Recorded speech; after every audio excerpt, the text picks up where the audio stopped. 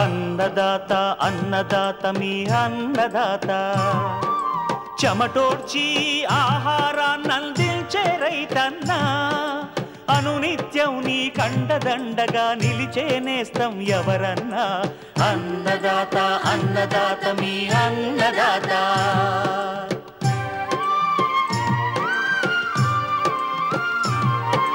నూతన రీతుల సాగుబడికి నూరింతలు పెరిగే దిగుబడికి సూచనలిచ్చే సస్య రక్షణకు పశు పోషణకి శాస్త్ర విజ్ఞానం అందించి ముందుకు నడిపే తెలుగు రైతు భారతదేశానికి మకుటం అయ్యేలా తీర్చిదిద్దే ఆశయంతో మిమ్ము మేలు కొలిపేది అన్నదాత అన్నదాత అన్నదాత మీ అన్నదాత అన్నదాత అన్నదాత మీ అన్నదాత. అన్నదాత ప్రేక్షకులకు నమస్కారం. ఈనాటి ముఖ్యాంశాలు: సార్వా వరిలో ఎలుకల నిర్మూలనకు సమగ్ర చర్యలు, కుసుమ సాగులో మెలకువలు,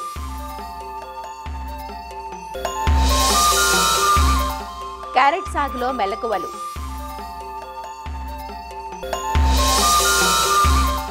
ఇంకా జై కిసాన్ వ్యవసాయ సమాచారం.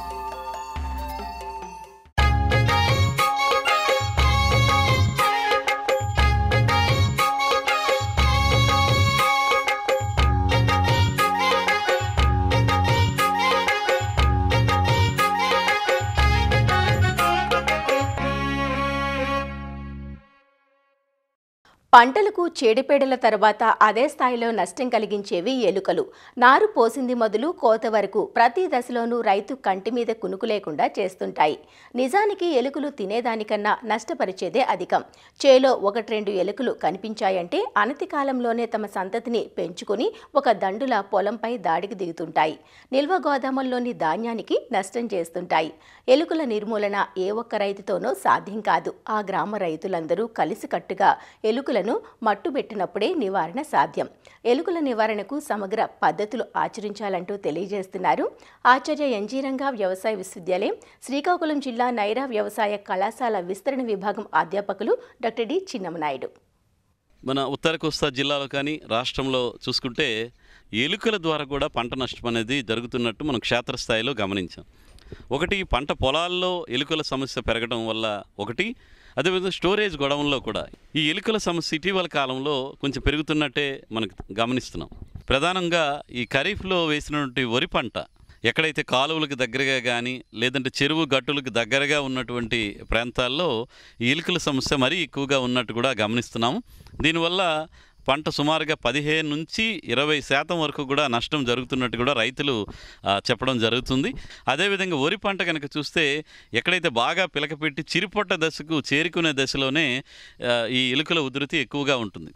ఇలాంటి సమయంలో చూస్తే నీటి మీద ఈ కాండం పిలకలు, మన తాలూకా వరి తాలూకా కాండం ముక్కలు కనిపించడం కానీ, అదేవిధంగా కాండం ముక్కలు కనుక మనం చూస్తే 45 డిగ్రీల కోణంలో కటింగ్ చేసినట్టు తింటుంటాయి. మనకి ఈ దశలో నీరు కూడా ఉంటుంది కాబట్టి నివారణలో భాగంగా ఏంటంటే మీకు ఎలుకలు బాగా తిరుగుతున్నాయి, గట్లలో బొరియలు ఎక్కువ ఉన్నాయి, పొలంలో ఈ నష్టం జరుగుతుంది అనుకుంటే వరి పొలం అయితే కనుక నీటిని ఒకసారి బొరియలు ములిగేటంత వరకు నీరు పెట్టి 1-2 రోజుల నుంచి మళ్ళీ నీటిని తీసేయాల్సిన అవసరం ఉంది. ఈ విధంగా మనం కంట్రోల్ చేసుకోవచ్చు. లేదనుకుంటే కనుక మనకి చిరుపొట్ట దశ నుంచి గింజ నిండే వరకు ఈ 15 రోజుల పాటు కనుక కాంట్రాక్ట్ కనుక ఇస్తే వాళ్ళు ఎలుకల తాలూకా ట్రాప్స్ని పొలం గట్ల మీద పెట్టి ఆ విధంగా కూడా మనకి కొంతవరకు ఈ నష్టాన్ని తగ్గించుకోవడానికి అవకాశం ఉంటుంది. అదేవిధంగా ఇటీవల కాలంలో మనకి మారిటేరు వ్యవసాయ పరిశోధనా కేంద్రం వారు ఎలుకల నివారణలో భాగంగా ఎర్ర తెర పద్ధతి అని చెప్పేసి ఒకటి పరిజ్ఞానాన్ని ఇవ్వటం జరిగింది. దీనివల్ల ఏంటంటే మనకి ఎక్కడైతే ఎలుకలు సంచరిస్తున్నాయని ఉంటుందో చుట్టూ కూడా 2.5 అడుగులు ఎత్తు వచ్చే విధంగా మన పాలిథిన్ షీట్ ఒకటి కట్టేస్తారు చుట్టూని. అక్కడక్కడ కొన్ని ఎలుకలు కనుక పొలంలోకి వస్తే ఆ ప్రాంతాల్లో మాత్రమే లోపలికి ప్రవేశించే విధంగా ఏర్పాటు చేసి అక్కడ లోపల వైపు ట్రాప్ను పెట్టడం అనేది జరుగుతుంది.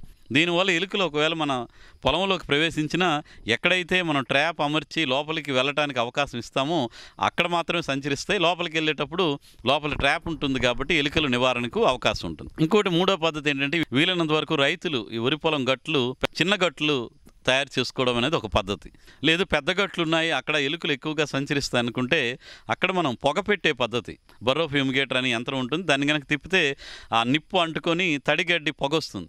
ఆ పొగ ఈ గట్టులో ఉండేటువంటి బొరియల్లోకి వెళ్ళే విధంగా మనం ఏర్పాటు చేసుకొని పొగను కనుక బొరియల్లోకి పంపిస్తే లోపల ఉన్నటువంటి ఎలుకలన్నీ కూడా ఈ పొగ తాలూకా ప్రభావానికి లోపలే చనిపోవడం అనేది జరుగుతుంది. మన రసాయన పద్ధతుల్లోకి వచ్చేసరికల్లా మనం ఎక్కువగా ఈ ఎలుకల నివారణకి బ్రోమోడైలిన్, అదేవిధంగా జింక్ ఫాస్ఫైడ్ 2 రకాలటువంటి మందులు దొరుకుతాయి. ఈ ఎలుకల నివారణ భాగంగా సామూహికంగా చేయాలి. ఒక ప్రాంతంలో ఒక 50 ఎకరాలు 100 ఎకరాలు ఉందనుకుంటే ఆ ప్రాంతం రైతులందరూ ఒకేసారి అనుకొని ఈ బ్రోమోడైలిన్ మందుతో విషపు ఎర తయారు చేసి కమ్యూనిటీ పరంగా యాక్షన్ తీసుకోవాల్సిన అవసరం ఉంటుంది. 1 కేజీ విషపు ఎర తయారు చేయాలనుకుంటే 960 గ్రాముల నూకలు, వరి నూకలు, ఒక 20 గ్రాములు నువ్వుల నూనె కానీ లేదు వేరుశనగ నూనె, 20 గ్రాములు బ్రోమోడైలిన్ మందు.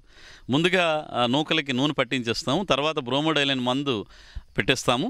దాన్ని ప్రతి దగ్గర కూడా ఎక్కడైతే ఎలుకలు బాగా సంచరిస్తున్నాయో ఆ గట్ల అంచులను వెంబడి ప్రతి 20 మీటర్లకు ఒక దగ్గర 20 నుంచి 30 గ్రాముల ఈ బ్రోమోడైలిన్ విషపు ఎరని పెట్టుకుంటే ఎలుకలు అవి తిని మనకి చనిపోయేటువంటి అవకాశం ఉంటుంది. అదేవిధంగా ఈ బ్రోమోడైలిన్ మందు పెట్టాలంటే మనకి వర్షాకాలంలో వర్షాలు పడిపోయి ఒకసారి మందు కరిగిపోయే అవకాశం ఉంటుంది. కాబట్టి దీనికోసం ఏంటంటే పెర్మనెంట్ బెయిట్ స్టేషన్స్ అంటారు. అంటే ఏ విధంగా అంటే మనం సిమెంట్ పైపు ఒక 4 అంగుళాలు వెడల్పు ఉన్నటువంటి సిమెంట్ పైపు కానీ లేదంటే ప్లాస్టిక్ పైప్స్, ఇరిగేషన్ పైప్స్ కానీ తీసుకుని అది 1 అడుగున్నర వచ్చే విధంగా కటింగ్ చేసి మధ్యలో రంధ్రం చేసి ఆ పైపులోని మనం ఈ బ్రోమోడైలిన్ ఏదైతే తయారు చేసుకున్న విషపు ఎర మందు ఉంటుందో లోపల పెట్టి దానిపైన ఏదైనా మూతలాగా పెట్టేస్తాం. ఈ విధంగా కానీ లేదంటే కొబ్బరి చిప్పలు పైన ఒకటి కిందన ఒకటి పెట్టి అక్కడక్కడ మీరు పొలంలో కూడా ఈ బ్రోమోడైలిన్ విషపు ఎరని పెట్టుకోవచ్చు. ఈ చెరుకు రైతులు, వరి రైతులు, వేరుశనగ రైతులు ఎవరైనా కానీ ఈ మందు మిశ్రాన్ని పెట్టుకోవచ్చు. అదేవిధంగా స్టోరేజ్ గొడవల్లో కూడా ఉండేటప్పుడు కూడా ఈ బ్రోమోడైలిన్ విషపు ఎరని అనేది పెట్టుకోవడం అనేది చేయొచ్చు. అదేవిధంగా ఒక 20 లీటర్ల బకెట్లో నీరు సగానికి నింపి మనం గొడవంలో కనుక ఎక్కడైతే నెట్లు వేస్తామో నెట్లు పక్కన కనుక బకెట్లు పెడితే ఈ ఎలుకలు సంచరించేటప్పుడు బస్తాల మీద నుంచి ఒక నెట్టు నుంచి ఇంకొక నెట్టుకి ఎగిరేటప్పుడు అందులో పడిపోయేటువంటి అవకాశం ఉంటుంది. కాబట్టి అలాంటి వాటిని పెట్టుకోవడం. ఈ ఎలుకలను పట్టేటువంటి బోన్లు కూడా ఇప్పుడు అందుబాటులో ఉన్నాయి, వాటిని పెట్టుకోవచ్చు. ప్రత్యేకించి ఇళ్లల్లో కానీ మనం మనుషులు సంచరించేటువంటి ప్రాంతాలు ఏవైనా ఉంటాయి కనుక ఎలుకల తాలూకా జిగురు అట్టలు అంటాం. ఇప్పుడు స్టిక్కీ ట్రాప్స్ అని చెప్పేసి దొరుకుతున్నాయి, ర్యాట్ ట్రాప్స్ అని మనకి దొరుకుతున్నాయి. అవి పెద్దవి పెట్టుకుంటే దగ్గర 80 నుంచి 160 రూపాయలు ఉంటాయి. అవి ఒకసారి కనుక పెట్టామంటే వారం రోజుల పాటు పనిచేస్తుంది. కనీసం ఒక 10-15 ఎలుకలు అందులో అతుక్కుంటాయి. ఎలుక చనిపోదు, కాకపోతే కదలలేకుండా అయిపోతుంది. కాబట్టి ఎక్కడైనా ఇళ్లల్లో కానీ లేకపోతే ఈ స్టోరేజ్ గొడవల్లో కానీ ఎక్కడ ఇంటర్నల్గా మనం లోపల పెడితే అక్కడ ఈ జిగురు అట్టలు, ర్యాట్ ట్రాప్స్ని కూడా వాడుకొని కూడా మనకి కంప్యూటర్ ల్యాబ్స్ ఎక్కడైనా ఉంటే అక్కడ పెట్టేటప్పుడు ఈ జిగురు అట్టలను కనుక పెట్టుకుంటే అక్కడ కూడా ఎలుకలు బాగానే నివారణ జరుగుతుంది.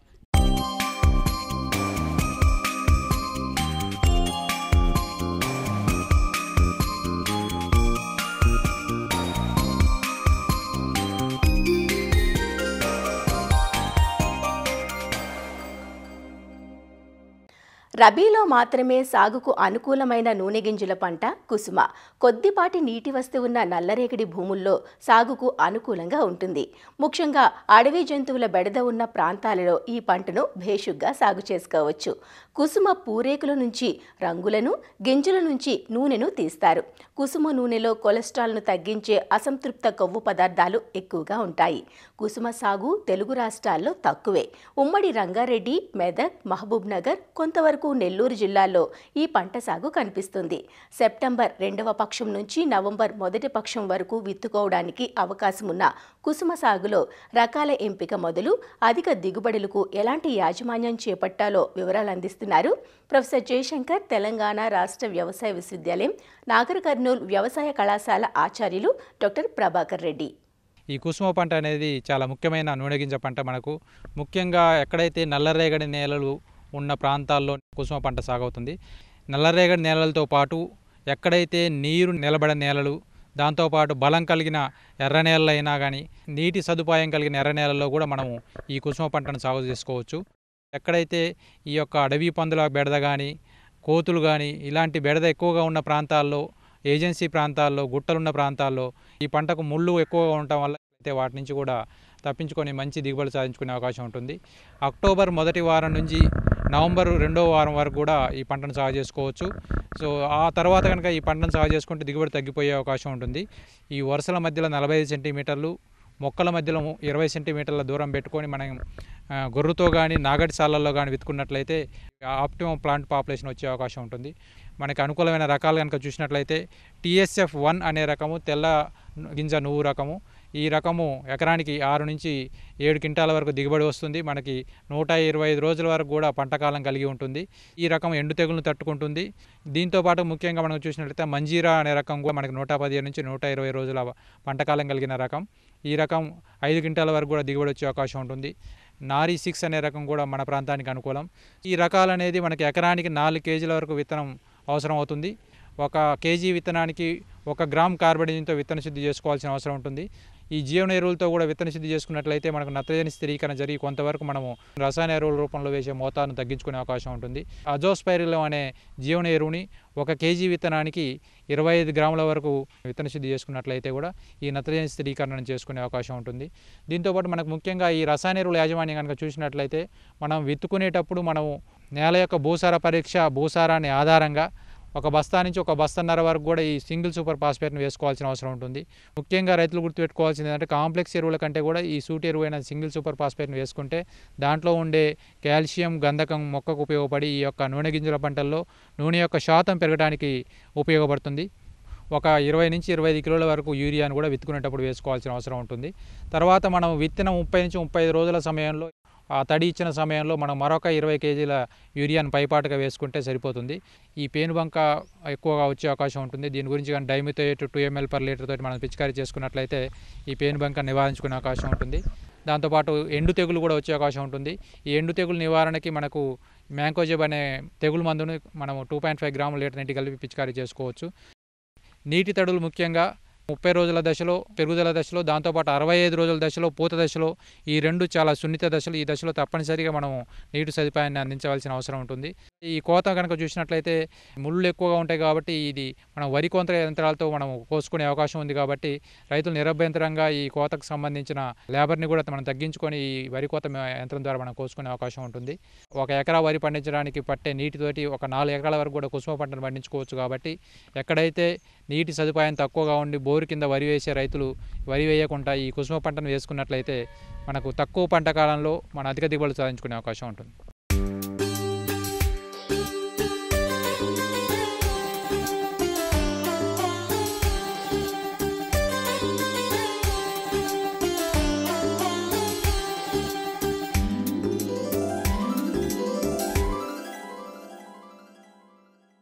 విటమిన్ ఏ పుష్కలంగా ఉండి శీతాకాలంలో ఎక్కువగా సాగయ్యే దుంప పంట క్యారెట్.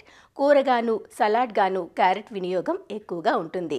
సంవత్సరం పొడవునా మార్కెట్లో డిమాండ్ ఉన్న కేవలం చలికాలంలో పండించే పంట నుంచి మాత్రమే అధిక దిగుబడులు పొందే వీలుంది. ఆగస్టు నుంచి డిసెంబర్, జనవరి వరకు పలు దఫాలుగా విత్తుకునే అవకాశం ఉన్న క్యారెట్ నుంచి అధిక దిగుబడులు పొందాలంటే విత్తు నుంచి తీత వరకు మెలకువలు పాటించాలి. ఆ వివరాలు ఇప్పుడు చూద్దాం. క్యారెట్ సాగుకు చల్లని వాతావరణం అనుకూలం. నాణ్యమైన దుంపల దిగుబడికి 18 నుంచి 24 డిగ్రీల ఉష్ణోగ్రత ఉన్నప్పుడు దుంపల దిగుబడి బాగుంటుంది. ఉష్ణోగ్రత పెరిగే కొద్దీ దుంప పెరుగుదలతో పాటు రంగు కూడా సరిగా ఉండదు. పంటను దఫదఫాలుగా విత్తటం ద్వారా మార్కెట్ డిమాండ్కు అనుగుణంగా దిగుబడిని పొందే అవకాశం ఉంటుంది. క్యారెట్ సాగుకు ఎంచుకున్న పొలాన్ని 1-2 సార్లు బాగా దున్నుకోవాలి. తర్వాత 10 నుంచి 15 టన్నుల పశువుల ఎరువు వేసి కలియదున్నాలి. దీనితో పాటు ఎకరానికి 16 కిలోల భాస్వరాన్ని ఇచ్చే సూపర్ ఫాస్ఫేట్ ఎరువును మొదటి దుక్కిలో వేసుకోవాలి. క్యారెట్ సాగుకు నాన్-10, చాన్-10 అనే రకాలున్నాయి. అలానే ఈ మధ్యకాలంలో పూసా యమదగ్ని, పూసా కేసర్ వంటి హైబ్రిడ్ రకాలు అందుబాటులోకొచ్చి మేలైన దిగుబడులను అందిస్తున్నాయి. ఎకరా క్యారెట్ సాగుకు 2 కిలోల విత్తనం సరిపోతుంది. విత్తే ముందు బోదెకు మధ్య 60 నుంచి 65 సెంటీమీటర్లు, అలానే బోదెకు 2 వైపులా సాలుకు మధ్య 30 సెంటీమీటర్లు ఉండే విధంగా చూసుకుని విత్తనాన్ని నాటుకోవాలి. కలుపు నివారణకు విత్తనం నాటిన 48 గంటల్లోపు నేలలో సరిపడా తేమ ఉన్న సమయంలో ఎకరానికి 1.25 లీటర్ల పెండిమిథాలిన్ మందును నేల తడిచేలా పిచికారీ చెయ్యాలి. పంట మొలిచిన తర్వాత కలుపు వస్తే 15 నుంచి 20 రోజుల మధ్యలో ఎకరానికి 300 గ్రాములు మెట్రిబుజిన్ మందును 200 లీటర్ల నీటికి కలిపి పిచికారీ చేస్తే క్యారెట్ పంటకు ఎలాంటి నష్టం లేకుండా కలుపును నివారించుకోవచ్చు. క్యారెట్ను విత్తిన 10 నుంచి 15 రోజుల తర్వాత థిన్నింగ్ చేసుకోవాలి. మొక్కకి మధ్య 5 నుంచి 10 సెంటీమీటర్లు ఉండేలా కుదురుకు ఒక మొక్క చొప్పున ఉంచి ఒత్తుగా ఉన్న మొక్కలను పలుచన చెయ్యాలి. ఇలా చేయటం వల్ల దుంప ఊరుదల బాగుంటుంది. ఎకరానికి 20 కిలోల నత్రజని, 20 కిలోల పొటాష్నిచ్చే ఎరువులను 3 దఫాలుగా నాటిన 20 నుంచి 30 రోజులకు మొదటిసారి, 45 రోజులకు రెండవసారి, 60 రోజులకు మూడవసారి వేసుకోవాలి. నీటి యాజమాన్యం ఈ పంటకు కీలకం. నేలను బట్టి, వాతావరణ పరిస్థితులను బట్టి 7 నుంచి 10 రోజుల వ్యవధిలో తడులందించాలి. నీరు ఎక్కువైతే దుంపకుళ్ళు ఆశించే ప్రమాదం ఉంటుంది. అందువల్ల తడులను అవసరాన్ని బట్టి అందించాలి. ఈ మధ్యకాలంలో చాలామంది రైతులు పారకం పద్ధతిని వదిలి సూక్ష్మసేద్య పద్ధతులను ఆచరిస్తున్నారు. దీంతో నీటి వృధా తగ్గుతుంది. క్యారెట్ పంటకు ప్రధాన నష్టం కలిగించేది దుంపకుళ్ళు. దుంపకుళ్ళు రస్ట్ ఫ్లై అనే ఈగ కారణంగా ఆశిస్తుంది. తల్లి పురుగులు భూమి మీద గ్రుడ్లు పెడతాయి. గ్రుడ్ల నుంచి వచ్చిన పిల్ల పురుగులు దుంప పెరిగే దశలో కాండం తొలుచుకుని దుంపలోకి ప్రవేశించి రంధ్రాలు చేస్తాయి.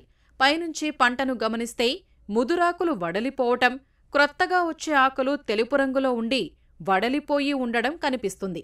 ఈ లక్షణాలను గమనించినప్పుడు దుంపలను పీకి చూసినట్లయితే అవి కుళ్ళిపోయి కనిపిస్తాయి. నివారణకు లీటరు నీటికి 2 మిల్లీలీటర్ల మలాథియాన్ కలిపి పిచికారీ చెయ్యాలి. క్యారెట్ విత్తిన 90 నుంచి 100 రోజులకు పంట కోతకు వస్తుంది. దుంప త్రవ్వకం ఆలస్యమయ్యే కొద్దీ పీచు ఎక్కువై నాణ్యత తగ్గిపోతుంది. కోత చేసే ముందు పంటకు తడిచ్చి మొక్కలను పీకాలి. దుంపలను నీళ్లల్లో కడిగి ఆరబెట్టి మార్కెట్ చేసుకోవాలి. అన్ని యాజమాన్య పద్ధతులు పాటిస్తే ఎకరాకు 8 నుంచి 12 టన్నుల వరకు దిగుబడిని పొందవచ్చు.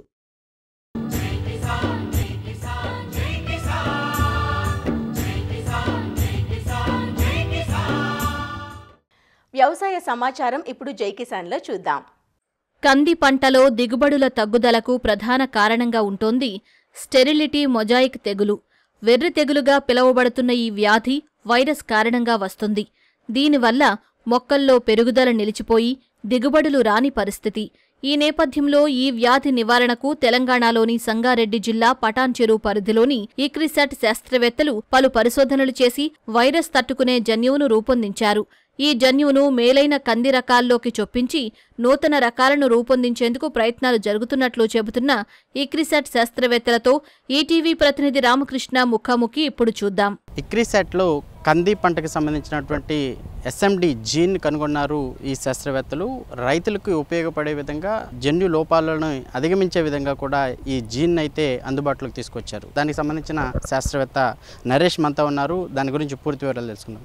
సార్, ఏంటి ఈ జన్యు ఎస్ఎండి ఏంటి, ఈ జన్యు సంబంధించినటువంటి వివరాలు ఏంటి, మొత్తం దీన్ని కనుగొనడానికి ఎంత సమయం పట్టింది? ఈ ఎస్ఎండి అంటే స్టెరిలిటీ మొజాయిక్ డిసీజ్. ఇది వైరస్ వల్ల వస్తుంది. ఇది కనుక వచ్చింది అనుకోండి, నార్మల్గా చెట్లు కాతకు రావన్నమాట. రాకపోవడం వల్ల మొత్తం ఈల్డ్ అనేది రాదు, 0% ఈల్డ్ వస్తుంది. సో దీన్ని అధిగమించడానికి మనము ఇక్రిసాట్ శాస్త్రవేత్తలందరూ దీనికి కారణమైన రెసిస్టెంట్ జీన్ అనేది కనుక్కున్నారనమాట. నార్మల్గా ఏం చేశామంటే ఫస్ట్ మనం ఆశా అనే ఒక వెరైటీ, అది మెగా వెరైటీ, దాని ఒక బ్రీడింగ్ పాపులేషన్ అనేది డెవలప్ చేసి దాన్ని మనము డిసీజ్ నర్సరీలో స్క్రీనింగ్ చేసి దానికి కారణమైన ఒక 15 ససెప్టబుల్ అండ్ రెసిస్టెంట్ వెరైటీస్ యొక్క జీన్స్ తీసుకొని దాన్ని పూలింగ్ చేసి సీక్వెన్స్ చేసి దాన్ని డాక్టర్ మనీష్ పాండే టీం వాళ్ళు దాన్ని మనకు రెసిస్టెంట్ జీన్ కనుక్కున్నారనమాట. అది కనుక్కోవడం వల్ల దాన్ని ఏం చేస్తారంటే, ఇండియాలో చాలా పిజన్పి రకాలు ఉన్నాయి, ఇప్పుడు మీడియం డ్యూరేషన్లో ఉన్నాయి. కాకపోతే దాని ఒక ఈ ఎస్ఎండి అనే ఒక రోగం వచ్చింది అనుకోండి, ఏమవుతుందంటే మొత్తం గ్రీన్గా వచ్చేసి 0 ఈల్డ్ అనేది వస్తుంది. సో అది మనం ఈ రెసిస్టెంట్ జీన్ మనం దాని యొక్క క్రాస్ చేసి కొత్త వంగడాలు డెవలప్ చేస్తాం అనుకోండి, ఈల్డ్ అనేది ఇంక్రీజ్ అవుతుంది, ఈ డిసీజ్ రెసిస్టెన్స్ వస్తుంది. సో మనకి ఈ రెసిస్టెన్స్ వెరైటీస్ డెవలప్ చేయడం అనేది చాలా ఇంపార్టెంట్ ఈ డిసీజ్ అనేది, ఎస్ఎండి స్టెరిలిటీ మొజాయిక్ డిసీజ్. దాదాపు 4 రాష్ట్రాల్లో కూడా దీనిపైన పరిశోధన చేసినట్టు కూడా చెప్తా ఉన్నారు. జన్యు లోపాలు వచ్చినప్పుడు రైతులు దీన్ని ఎలా గుర్తించాలి, దానిని అధిగమించడానికి రైతులు ఎలాంటి జాగ్రత్తలు తీసుకోవాలి? ఈ ఎస్ఎండి అనే రోగం వచ్చినప్పుడు ఏంటంటే నార్మల్గా వైరస్ వల్ల వస్తుందండి. వైరస్ వల్ల మైట్స్ అనే దాని వల్ల ఇది ట్రాన్స్ఫర్ అవుతుంది. సో మనం దీన్ని ఏం చేయాలంటే ఆకుల మధ్యలో పచ్చ కలర్ వస్తుంది అనమాట, డిస్కలరేషన్ అవుతుంది. దాన్ని మనము చెట్లను రిమూవ్ చేసి ఒక కవర్లో పెట్టి రిమూవ్ చేయాలి, వేరే దానికి తగిలించకుండా. మన చెట్లని జాగ్రత్తగా పీకి వేరే చోటుకు తీసుకొచ్చి తగలకుండా దాన్ని తగలబెట్టాలన్నమాట. చాలా జాగ్రత్త, 1-2 ఉన్నప్పుడు తీసేసాం అనుకోండి, ఇది మనకు ఎక్కువ స్ప్రెడ్ కాదనమాట. సో దాన్ని మనము ముందుగానే గుర్తించవచ్చు. ఇది ఓన్లీ మనకు చెట్లు కాతక రానివి ఏవైతే ఉన్నాయో ఈజీగా ఐడెంటిఫై చేయడానికి మనకు వీలు ఉంటుంది. ఈ జన్యు లోపాలు ఉన్న ఎస్ఎండి జన్యు ఏదైతే ఉందో దాన్ని పరిష్కరించడానికి, అలాగే మీరు గుర్తించి దాన్ని అధిగమించడానికి ఎంత సమయం పట్టింది? మనకి ఇది డెవలప్ చేయడానికి 2 సంవత్సరాల కాల వ్యవధి పట్టిందండి. సార్ మీరు చెప్పండి, మీరు ఒక దీంట్లో విత్తన డెవలపర్గా ఉన్నారు, ఈ జన్యు సంబంధించినటువంటి వివరాలు చెప్పమంటే. ఈ డిసీజే ఒక పెద్ద బాగా ఈ క్రాప్కి ఇండియాలో 30-40% లాస్ ఉంది ఇది నుంచి. ఒక్కసారి వస్తే ఇది కంట్రోల్ చాలా డిఫికల్ట్ ఉంటుంది యాక్చువల్లీ. అందుకోసమే our team develop that particular gene for controlling the disease register. Now what we are doing with that gene is we are transferring that particular gene to other allied cultivars or the mega varieties which we are in India, and we want to make them resistant cultivar deliverable to the farmers within a shortest period of time. Okay, కొత్తగా ఇంకేమైనా ఈ కంది పంటలో మన ఇక్రిసాట్లో ఇంకేమైనా varieties అందుబాటులోకి తేనున్నారు? ఇంకా hybrid డెవలప్మెంట్లో ఉంది, and early maturing pigeonpea varieties ఉన్నాయి, and water logging tolerant varieties కూడా డెవలప్లో ఉంది ఇప్పుడు. అంటే ఇప్పుడు రైతులకి అందించడానికి ఏమైనా కందికి సంబంధించినటువంటి వెరైటీస్ అందుబాటులో ఉన్నాయా? లేకపోతే ఇప్పుడు మీరు కొత్తగా కనుగొంటున్న ఈ కంది వెరైటీస్ ఎప్పటికి అందుబాటులోకి వచ్చే అవకాశం ఉంటుంది? ఇంకా ఇది 2 years పడుతుంది ఇది కంది ఫార్మర్స్ ఫీల్డ్ రావాలంటే. ఇది మొత్తంగా చూసుకోవచ్చు. ఏదైతే ఆకు మచ్చ తెగులు, సాధారణంగా ఆకు మచ్చ తెగులు అంటాం, దాంట్లో కూడా జన్యువులు అంటే ఒక పరమాణువులు మైక్రోస్కోప్కి కనిపించేటువంటి అణువును ఉన్న ఈ బాక్టీరియాలు కావచ్చు, అలాగే జన్యు లోపాలు కావచ్చు, ఈ శాస్త్రవేత్తలు అయితే మాత్రం దానిని నివారించి రైతులకైతే లాభం చేకూర్చే విధంగా అయితే కృషి చేస్తున్నారు. కెమెరామెన్ మోహన్తో రామకృష్ణ, ఈటీవీ న్యూస్, సంగారెడ్డి జిల్లా ఇక్రిసాట్ నుంచి. కర్నూలు జిల్లా ఎమ్మిగనూరులో ఉల్లి కొనుగోలు కేంద్రాన్ని ఇన్ఛార్జ్ కలెక్టర్ నవ్య ప్రారంభించారు. జిల్లా పశ్చిమ ప్రాంతంలోని ఎమ్మిగనూరు, గోనెగండ్ల, పెద్ద కడబూరు, దేవనకొండ, కొసిగి మండలాల ఉల్లి రైతులకు ఎమ్మిగనూరు కేంద్రం దగ్గరవుతుంది. కర్నూలు మార్కెట్లో కొనుగోలు కేంద్రం ఉన్నప్పటికీ రవాణా భారం, కొనుగోలు ఆలస్యంతో రైతులు ఇబ్బందులు పడుతున్న పరిస్థితుల్లో ఎమ్మిగనూరు మార్కెట్లో ఉల్లి కొనుగోలు కేంద్రం ఏర్పాటు చేసినట్లు అధికారులు చెబుతున్నారు. కేంద్రం ఏర్పాటుపై రైతులు సంతోషం వ్యక్తం చేస్తున్నారు. 100 ప్యాకెట్లు గ్రేడింగ్ చేసుకొచ్చినా, 200 వేసుకొచ్చిన, ఇంకో 100 ప్యాకెట్లు చేనులోనే కులిపోయినాయి. వర్షంకి అన్నీ కులిపోయినవి ఏరుకొనే తెచ్చిన. ఎకరా 30 సెంట్లలోనే 300 ప్యాకెట్లు పండినది. దిగుబడి బాగా వచ్చింది, రేట్లు అయితే డౌన్ అయింది. ఇప్పుడు గవర్నమెంట్ తీసుకుంటుంది అంటున్నావు కదా, ఏదో ఇప్పుడు 500 600 కోసి వచ్చే గవర్నమెంట్ తీసుకునేది కొద్దిగా ఆదుకున్నట్లే. అది 100-200 రాస్తున్నారు. కాకపోతే మాకు గవర్నమెంట్ కొనడం వల్ల కొంచెం మాకు పర్వాలేదు, పెట్టుబడి కాటికన్నా అడ్జస్ట్ అవుతుంది. మరిన్ని విభిన్న అంశాలతో రేపటి అన్నదాతలో మళ్ళీ కలుసుకుందాం. నమస్కారం. అన్నదాతలు తమ సందేహాలు, సమస్యలను 1800-425-4085 టోల్ ఫ్రీ నంబర్లో ఉదయం 10 నుంచి 11 గంటల మధ్య పని దినాలలో సంప్రదించగలరు. ఈ కార్యక్రమాన్ని యూట్యూబ్లో www.youtube.com/annadaata ETV లింక్ ద్వారా వీక్షించవచ్చు.